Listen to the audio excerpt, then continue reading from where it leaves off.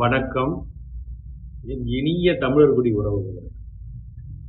இதுல பாருங்க, இந்த பின்னாடி தெரியறது தான் பூமி பாலகன் ஆலயம்.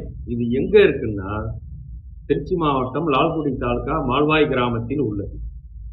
இது என் கோயில், என் முப்பாட்டம் கட்டின கோயில். இங்க இந்து அறநிலைத்துறைக்கு வேலை என்ன? எங்க உள்ள 1000 பிரச்சனை இருக்கும், நாங்க பேசி முடிச்சுக்குவோம். ஆனா இப்போது மக்கள் என்ன சொல்றாங்கன்னா, இந்து அறநிலைத்துறையும் இன்னும் சில பேரும் சேர்ந்து இங்கு உள்ள ஒரு 500 பவுன் நகையை காணும், 5 கோடி ரூபாய் பணத்தை காணும்னு சொல்றாங்க. அது உண்மையா என்னன்னு தெரியாது. ஆனா இதுல நம்ம திங்க் பண்ண வேண்டியது என்னன்னா, திமுக ஆட்சி என்றாலே அது நம்ம கோயில் மட்டும் இல்ல, நம்ம கோயில் சொத்து, கோயில் எல்லாத்தையும் கொள்ளையடிக்கக்கூடிய ஒரு ஆட்சி. இந்த அறநிலைத்துறை எப்போ வந்தது? கோயில் கட்டினது எப்போ?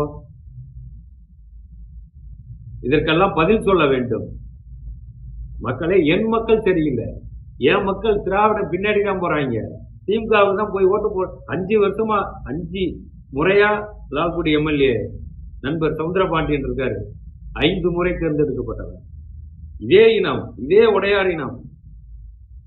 என்ன இப்ப இந்திய அறநிலையத்துறை எடுத்துட்டாங்க. இவர் என்ன பண்ணாரு? அது மாதிரி நமக்குள்ள ஒற்றுமை இல்லை. என் மக்கள் எல்லாம் எங்க தெரியுமா போறாங்க?